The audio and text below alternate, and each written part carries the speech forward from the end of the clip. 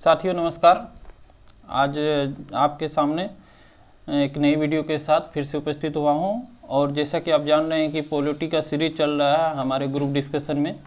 तो पॉलिटी के सीरीज में आज हम लोग मूल अधिकार को लेके जो हमें मौलिक अधिकार मिला है उसे लेके आपके एग्ज़ाम मतलब जो आपके YouTube channel exam approach hub पर फिर से उपस्थित हुआ हूं और हमारे साथ हैं आज शशांक भाई, गुड्डू भाई और सोनू भाई। हम सभी ग्रुप स्टडी के माध्यम से जो है आपको मूल अधिकार के बारे में बताएंगे जो कि एग्ज़ाम के दृष्टिकोण से अत्यधिक महत्वपूर्ण होगा। तो आप लोग भी हेलो कहिए। Hello hello. चलिए शुरुआत करते हैं। तो आइए, मूल अधिकार जो कि हमारे भाग 3 और अनुच्छेद 12 से 35 तक है। मूल अधिकार कहाँ है? 12 से 35 और भाग कौन सा? 3। भाग 3 में है। ठीक है।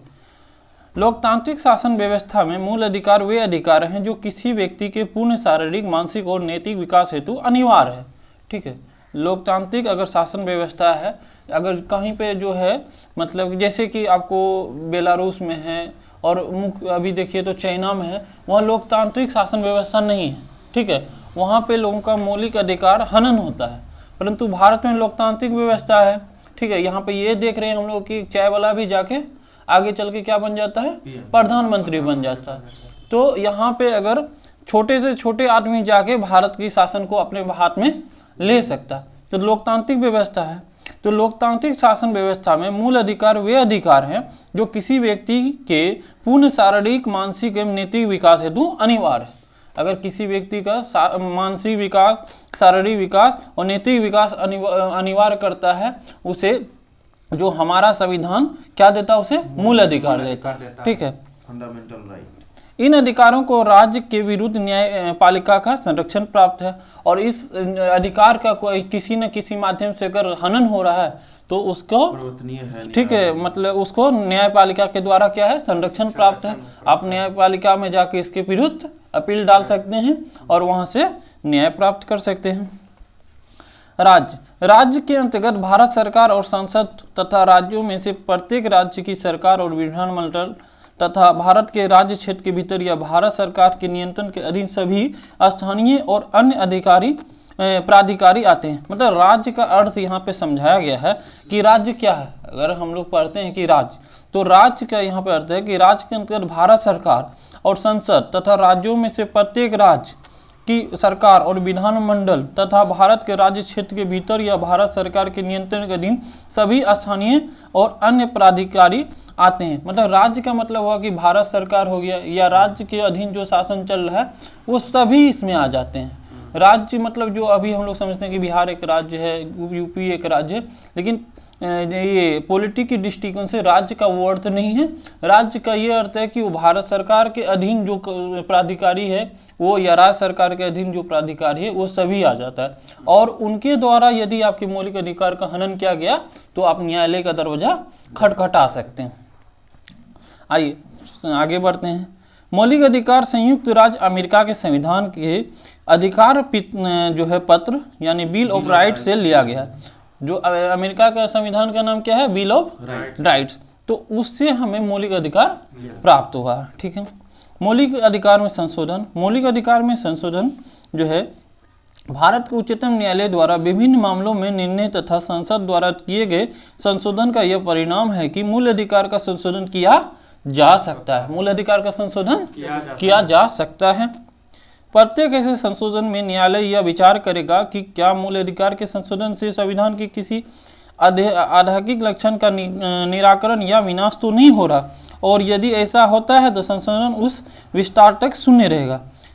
न्यायालय ये मतलब कि सुनिश्चित करेगा, अगर संशोधन हो रहा है तो न्यायालय ये सुनिश्चित करेगा कि संविधान का जो मूल ढांचा है उसका विनाश ना हो। ठीक है। न्यायालय ये सुनिश्चित करेगा कि संविधान का जो मूल ढांचा है उसका विनाश ना हो। न्यायालय सुनिश्चित करेगा। आइए जो है आपको और जो गोल आपको ये जो है केशवानंद भारती विरुद्ध जो है केरल राज्य, ठीक है, 1973 में कहा है सर्वोच्च न्यायालय ने यह निर्धारण किया है कि संसद संविधान के किसी भी भाग में संशोधन कर सकता है। संसद जो है संविधान के किसी भी भाग में संशोधन कर सकता है, लेकिन संविधान के आधिकारिक लक्षणों से छेड़छाड़ नहीं कर सकता। ये बात जो है आपको न्यायालय कहा है केशवानंद भारती बनाम केरल राज्य में, यानी केरल केशवानंद भारती वाले केस में न्यायालय ने इसकी स्वीकृति दे ही कि संविधान का किसी भी भाग में परिवर्तन संसद कर सकता है। आइए हम लोग टॉपिक पाते हैं मूल अधिकार पर। जो है मूल अधिकार का वर्गीकरण, मूल अधिकार जो है संविधान में मूल अधिकार को 6 शीर्षों में विभाजित किया गया था। पहले जो था मूल अधिकार था कितने शीर्ष में था? 7 शीर्ष में था। लेकिन संपत्ति के अधिकार को 44वें संविधान संशोधन 1978 द्वारा क्या किया गया? हटा दिया गया। विधि का अधिकार बना दिया, विधि का अधिकार और अनुच्छेद 300 के क में रख दिया गया है। यानी अभी जो है मूल अधिकार के कितने शीर्ष हैं? 6 शीर्ष हैं। पहले कितने थे? और 7वां शीर्ष को कहाँ पे हटा दिया गया? संपत्ति का अधिकार हटा दिया, ठीक है, कानूनी अधिकार बना दिया। 44वें संविधान संशोधन 1978 के द्वारा हटा दिया गया। अब आइए जो 6 शीर्ष हैं इसको हम लोग पहले पढ़ लेते हैं। 6 शीर्ष में है, पहला है समता का अधिकार। पहला है कौन सा? समता का अधिकार। और अनुच्छेद कब से? 14 से 18। अनुच्छेद 14 से 18 समता का अधिकार। दूसरा है स्वतंत्रता का अधिकार 19 से 22 में, ठीक है। तीसरा है शोषण के विरुद्ध अधिकार, अनुच्छेद 23-24। शोषण के विरुद्ध अधिकार, यदि आपका किसी तरह से कोई शोषण हो रहा है तो उसके प्रति आपको अधिकार है, अनुच्छेद 23 से 24। चौथा है धार्मिक स्वतंत्रता का अधिकार, 25 से लेकर 28 आर्टिकल, अनुच्छेद 25 से लेकर 28 तक। पांचवा है संस्कृति और शिक्षा संबंधी अधिकार, 29-30 आर्टिकल, ठीक है। पांचवा कौन सा? संस्कृति और शिक्षा संबंधी अधिकार है। और छठा है संवैधानिक उपचारों का अधिकार, आर्टिकल 32। यानी आपके जो मौलिक अधिकार का हनन हो रहा है तो आप न्यायालय का दरवाजा खटा सकते हैं और वो न्यायालय इसके विरुद्ध 5 गो रिट जारी करेगी, ठीक है, जो कि आगे हम लोग पढ़ेंगे। अब देखिए, आइए पढ़ते हैं। नागरिकों को उपलब्ध मूल अधिकार, नागरिकों को उपलब्ध, जो भारतीय नागरिक हैं जो उनको क्या मूल अधिकार विशेष रूप से है जो कि आपको विदेशी नागरिकों को नहीं प्राप्त है। 15, 16, 19, 29, 30 ये देखिए, आर्टिकल बस भारतीयों को प्राप्त। बिल्कुल सही। अनुच्छेद 15, अनुच्छेद 16, अनुच्छेद 19, 29 और 30। 15, 16, 19, 29, 30, ठीक है। ये जो है 5 आर्टिकल, ठीक है, ये 5 आर्टिकल विशेषकर भारतीय को ही प्राप्त है और ये विदेशी को प्राप्त नहीं है। अब ये 5वां आर्टिकल में क्या है, आइए हम लोग थोड़ा सा विशेष उस पर बल लेते हैं। अनुच्छेद 15 में है धर्म, मूल वंश, जाति, लिंग या जन्मस्थान के आधार पर विभेद प्रतिषेध, ठीक है। धर्म, हाँ बिल्कुल, धर्म जो है, मूल वंश है, जाति है, लिंग या जन्मस्थान के आधार पर किसी भी भारतीय से भेदभाव नहीं किया जाएगा। अनुच्छेद 16 में है कि लोक नियोजन के विषय में अफसर की समता, लोक नियोजन कहाँ जहाँ विषय होगा वहाँ पे अफसर की समता, मतलब सभी को समान अवसर मिलेगा। यानी अगर मतलब कि कोई एग्जाम हो रहा है, एक उदाहरण स्वरूप हम समझे तो एक एग्जाम हो रहा है मान लीजिए, ठीक है, और उस एग्जाम में मुझे विशेष अधिकार नहीं मिलेगा अपितु कि सभी को एक समान अधिकार मिलेगा, ठीक है। जनरल का कटअप अगर निकलेगा तो सबके लिए समान ही निकलेगा, विशेष किसी के लिए नहीं निकलेगा। अनुच्छेद 15 में एक बात और जोड़ा गया है कि स्त्री और बच्चों के लिए विशेष उपबंध, ठीक है। वो ये अभी जो हम लोगों के लिए है ना, ये विशेषकर नागरिक, भारतीय नागरिकों के लिए है, वो हम पढ़ रहे हैं। वो जो विशेष उपबंध है स्त्री और बच्चों के लिए, वो सभी के लिए है, ठीक है। अनुच्छेद 19 में आइए। अनुच्छेद 19 में क्या है कि वाक स्वातंत्र, सम्मेलन, संगम, संचरण, निवास और वृत्ति की स्वतंत्रता। यानी कि अनुच्छेद 19 में क्या है कि वाक स्वतंत्र है, आप बोल सकते हैं, ठीक है, भारत में आके आप भारत में आप बोल सकते हैं, सम्मेलन कर सकते हैं, संगम कर सकते हैं, संचरण मतलब कहीं आ जा सकते हैं, निवास कर सकते हैं, ठीक है, व्यापार कर सकते हैं। ये जो है स्पेशल व्यवस्था किसको मिला है? भारतीयों को मिला है। अनुच्छेद 29 और 30 में क्या है कि अल्पसंख्यकों के सांस्कृतिक और शिक्षा संबंधी अधिकार सभी व्यक्तियों को उपलब्ध मूल अधिकार है। जो भारत में अल्पसंख्यक हैं, ठीक है, उनको क्या है कि सांस्कृतिक और शिक्षा संबंधी अधिकार सभी व्यक्तियों को उपलब्ध मूल अधिकार, वह जो है उनको शिक्षा हो गया और उनके सांस्कृतिक जो वो धर्म को मानता है, ठीक है, उनके जो सांस्कृतिक हैं उसको जो है उन्हें जो है मूल अधिकार के रूप में से मिला है, ठीक है। आइए अब हम लोग जो है कि सभी व्यक्तियों को उपलब्ध जो मूल अधिकार है वो है अनुच्छेद 14, अनुच्छेद 20, अनुच्छेद 21, अनुच्छेद 21 के क, अनुच्छेद 23, 24, अनुच्छेद 25, 26, 27, 28 ये सभी लोगों को मिला है। आइए अब हम लोग जो है इसको जो है एक एक करके अब सभी जो 6 शीर्ष है उसको समझते हैं। पहला कौन सा? समता का अधिकार। पहला कौन सा है? अनुच्छेद 14 से 18। ठीक है, तो समता का अधिकार में है अनुच्छेद 14 में कि विधि के समक्ष समता, विधि के समक्ष समता। इनके अनुसार राज्य भारत जो इनके अनुसार क्या होगा कि भारत के राज्य क्षेत्र में किसी भी व्यक्ति को विधि के समक्ष समता से या विधियों के समान संरक्षण से वंचित नहीं करेगा। जो भारत है या राज्य है उसमें किसी भी व्यक्ति को न्याय के से जो मतलब है आपको समक्ष समता, सभी के लिए न्याय समान होगा। सभी के लिए क्या होगा? कानून न्याय एक समान होगा और किसी के साथ भेदभाव नहीं किया जाएगा। ठीक है, अनुच्छेद 14 में क्या है कि विधि के समक्ष समता। ठीक है, अनुच्छेद 15 में आइए हम लोग पढ़ते हैं।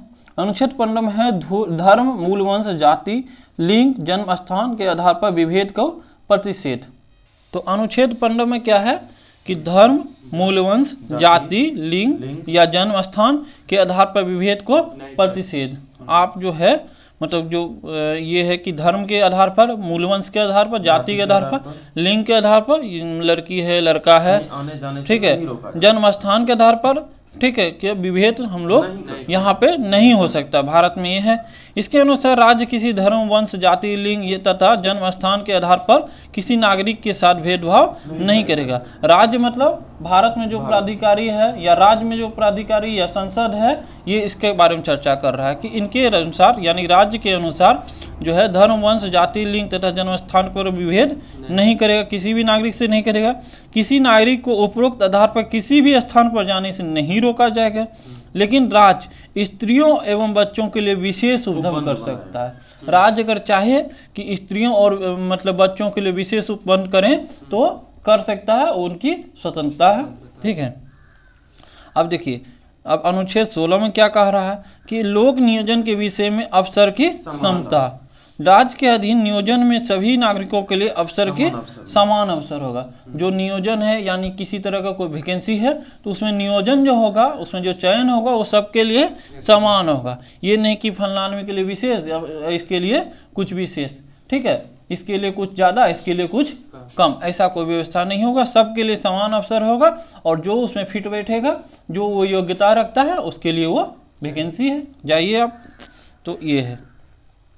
लेकिन अनुच्छेद 16 में ये बात बोला गया है, परंतु उसमें कुछ कुछ और प्रावधान है। जैसे अनुच्छेद 16 का 3 में क्या कहता है कि तथा राज्य किसी विशेष पद हेतु नियोजन में किसी क्षेत्र विशेष में अधिवास को अर्हता रूप घोषित कर सकता है। अनुच्छेद 16(4) में कहता है कि अनुच्छेद 16(4) के अनुसार पिछड़े वर्ग को पर्याप्त प्रतिनिधि देने के लिए आरक्षण का उपबंध किया जा सकता है। जो अभी आरक्षण चल रहा है, जैसे अभी जो है आपको 77% आरक्षण कहाँ पर दिया गया? झारखंड में दिया गया। आचार्य न्यूज है। तो राज्य अगर चाहे तो जो है पिछड़े वर्ग की भागीदारी को बढ़ाने के लिए उसको आरक्षण भी दे सकता है। अनुच्छेद 16(5) के अनुसार धार्मिक संस्था या संप्रदाय के किसी पद को उसी संप्रदाय के व्यक्तियों के लिए आरक्षित किया जा सकता है।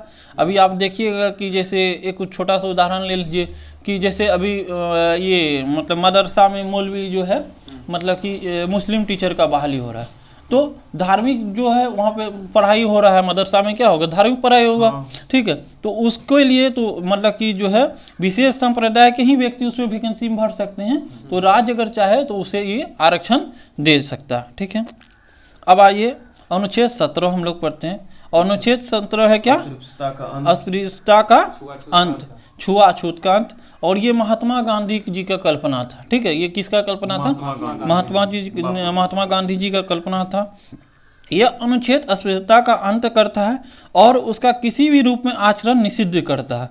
अस्पृश्यता को समाप्त करने के लिए संसद द्वारा अस्पृश्यता अपराध कानून जो है 1955 पारित किया गया था, जो कि 1976 में इसमें मूलभूत परिवर्तन किया गया और इनका नाम नागरिक अधिकार संरक्षण अधिनियम रखा गया। यानी अनुच्छेद आपको 17 क्या कहता है कि आप जो है भेदभाव यानी कि छुआछूत जो होता है वो नहीं होगा, वो आपका मौलिक अधिकार है। यदि कोई व्यक्ति आपसे छुआछूत की भावना रखता है, पहले होता था कि अपर कास्ट लोअर कास्ट से छुआछूत की भावना रखता था, तो उसको मौलिक अधिकार है और इसकी हनन हो रहा, अब इसके विरुद्ध न्यायालय जा सकते हैं। ठीक है, अब आती है अनुच्छेद 18 हम लोग पढ़ते हैं, उपाधियों का अंत। उपाधियों का अंत। अनुच्छेद 18 उपाधियों का अंत करता है। इस संबंध में निम्न प्रावधान है, सेना या विद्या संबंधी सामान के अलावा राज्य और कोई उपाधि प्रदान नहीं करेगा। सेना को और शिक्षा को, ठीक है, सेना और शिक्षा के अलावा और कोई उपाधि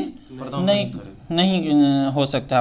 भारत का कोई नागरिक किसी विदेशी राज्य से कोई उपाधि स्वीकार नहीं करेगा।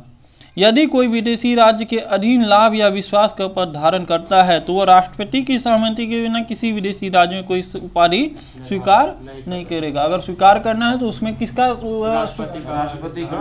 राष्ट्रपति का अनुमति चाहिए। राज्य के अधीन लाभ या विश्वास के किसी पद को धारण करने वाला कोई व्यक्ति किसी विदेशी राज्य या उसके अधीन किसी रूप में कोई भेंट, उपलब्धि या पद राष्ट्रपति की सहमति के बिना स्वीकार नहीं कर सकता। राज्य के अधीन लाभ में या विश्वास के किसी पद में है कोई व्यक्ति, तो कोई दूसरा देश या कोई राज्य अगर उसको कोई भेंट देता है तो बिना किसी राष्ट्रपति की अनुमति को स्वीकार नहीं हो सकता है। ठीक है, तो हम लोग कितना 14 से 18 पढ़ लिए समता का अधिकार, और उसमें से 14, 15, 16, 17, 18 सभी को एक एक करके पढ़ लिए हैं।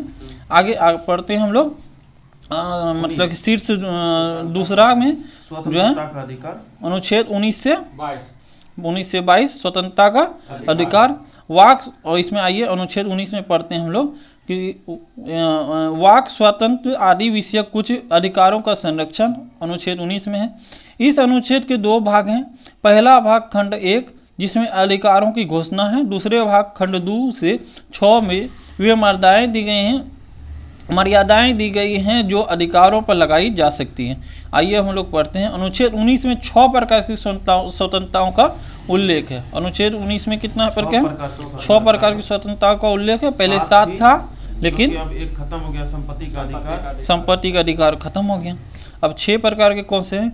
अनुच्छेद 19 के क में है वाक एवं अभिव्यक्ति की स्वतंत्रता। आप बोल सकते हैं कुछ भी और आप अभिव्यक्त कर सकते हैं, अपने मनों के विचार को क्या कर सकते हैं? अभिव्यक्त कर सकते हैं। अनुच्छेद 19 के ख में है शांतिपूर्वक एवं निरायुक्त सम्मेलन का अधिकार। कहीं भी शांतिपूर्वक आप सम्मेलन कर सकते हैं और निरायुक्त बिना हथियार के, ठीक है, सम्मेलन कर सकते हैं। अनुच्छेद 19 के ग में है समुदाय अथवा संघ बनाने का अधिकार। आप कहीं पे शांतिपूर्वक बैठ गए तो आप वहाँ पे फिर समुदाय बना सकते हैं। क्या करते हैं? समुदाय बना सकते हैं या अपना एक संघ बना सकते हैं। ठीक है। अनुच्छेद 19 के घ में है भारत के राज्य क्षेत्र में सर्वत्र आवास संचरण का अधिकार। अब भारत के राज्य क्षेत्र में कहीं भी जा सकते हैं, कहीं भी आ सकते हैं, आपको कोई नहीं रोकेगा, हाँ लीगल हो। अनुच्छेद 19 के अंगों में है कि भारत के राज्य क्षेत्र के किसी भाग में निवास करने और बस जाने का अधिकार। भारत के किसी भी राज्य क्षेत्र में अब आप जाके बस सकते हैं। इवन अब पहले जम्मू कश्मीर में नहीं बस सकते थे, वहाँ ज़मीन नहीं ले सकते थे, परंतु अब जो है धारा 370 हटने के कारण आप जम्मू कश्मीर में भी ज़मीन ले सकते हैं, वहाँ भी जाके बस सकते हैं। आप भारत के किसी भी राज्य क्षेत्र में जाके बस सकते हैं और वहाँ पर निवास कर सकते हैं। अनुच्छेद 4 तो हटा दिया जो कि संपत्ति का अधिकार था। अनुच्छेद 6 में है 19 के 6 में कोई भी वृत्ति, व्यापार या कारोबार करने का अधिकार। कोई भी आप व्यापार कर सकते हैं अपने जीवन के लिए, ठीक है, कारोबार कर सकते हैं, लेकिन वो लीगल हो, ठीक है, इलीगल नहीं है। अनुच्छेद 19 में मूलतः 7 अधिकार थे, जो पीछे हम लोग चर्चा किए हैं कि अनुच्छेद 19 में मूलतः कितने अधिकार थे? 7, लेकिन अभी कितने हैं? 6 हैं। किंतु संपत्ति के अधिकार, संपत्ति को खरीदने, अधिग्रहण करने या बेच कर देने के अधिकार 19 के 1 के 4 को 44वें संविधान संशोधन अधिनियम 1978 द्वारा समाप्त कर दिया गया और इसे अनुच्छेद 301 के अंतर्गत कानूनी अधिकार के रूप में रख दिया गया। अब देखिए, प्रेस की स्वतंत्रता का अधिकार अनुच्छेद 19 1 के क के अंतर्गत ही माना जाता है, जहाँ पे क्या है, वाक और अभिव्यक्ति की स्वतंत्रता, इसका अलग से उल्लेख नहीं है। अब देखिए, अनुच्छेद 19 हो गया हम लोग का पूरा। अनुच्छेद 20 पढ़ते हैं। अनुच्छेद 20 में है कि अपराध के लिए दोष सिद्धि के संबंध में संरक्षण। अनुच्छेद जो है 20 क्या है कि अपराध के लिए दोष सिद्धि के संदर्भ में संरक्षण, और इसमें भी 3 है। तीन तरह। ठीक है, इस अनुच्छेद के 3 खंड हैं। प्रत्येक खंड अपराधों के लिए दोषसिद्धि के संबंध में संरक्षण प्रदान करता है। पहला है कि कोई पूर्व पद प्रभाव कानून नहीं, यानी कोई व्यक्ति तब तक अपराधी नहीं माना जाएगा जब तक कि उसके प्रवृत्ति विधि का उल्लंघन नहीं किया हो। मतलब कि आपके कह देने से कोई व्यक्ति अपराधी नहीं होगा जब तक कि वो साबित ना हो। अगर साबित हो गया तो अपराधी है। ठीक है, ये बात है। दूसरा है दोहरी क्षति नहीं, कोई भी व्यक्ति एक ही अपराध के लिए 2 बार दंडित नहीं किया जा सकता। एक बार अपराध किया, मतलब एक अपराध किया तो उसको एक बार सजा मिलेगा। हो सकता है कि उस समय वो सजा जो है प्रावधान बदल गया, यानी कि कोई व्यक्ति अपराध किया, ठीक है, और उसका सजा 4 साल है और वो 4 साल के दौरान सजा काट रहा है, परंतु तभी उसी बीच में क्या हुआ कि कानून बन गया कि उस अपराध के लिए अब 8 साल का सजा हो गया, तो उस व्यक्ति को 8 साल का सजा नहीं मिलेगा, उसे 4 साल का ही सजा मिलेगा। अपराध के टाइम में जो कानून था वही होगा। अब देखिए, तीसरा है कि स्व अभिशंसन नहीं, किसी अपराध के लिए अभिव्यक्ति किसी व्यक्ति को स्वयं अपने विरुद्ध साक्षी होने के लिए बाध्य नहीं किया जाएगा। ये भी है कि अगर आपने अपराध मान लीजिए कि किया है या नहीं किया है, लेकिन आपको खुद के लिए साक्षी यानी आपकी गवाही मानी नहीं रखेगी। आपकी गवाही तब माने रखेगी जब आप मजिस्ट्रेट के सामने गवाही दीजिएगा। अगर आप पुलिस के सामने मान ले हाँ हम चोरी किए हैं या जो भी अपराध किए हैं या किए हैं या नहीं किए हैं, तो वो मान्य नहीं होगा। आपके अपराध तब मान्य होगा जब आप जो है मजिस्ट्रेट के सामने गवाही दीजिएगा, तभी ही आपका मान्य होगा। ठीक है, अनुच्छेद 20 हम लोग समझ गए। अनुच्छेद 21 आते हैं हम लोग, प्राण और दैहिक स्वतंत्रता का अधिकार। प्राण और दैहिक स्वतंत्रता का अधिकार किसी व्यक्ति को, अनुच्छेद 21 में है कि किसी व्यक्ति को उसके प्राण या दैहिक स्वतंत्रता से विधि द्वारा स्थापित प्रक्रिया के अनुसार ही वंचित किया जा सकता, अन्यथा नहीं।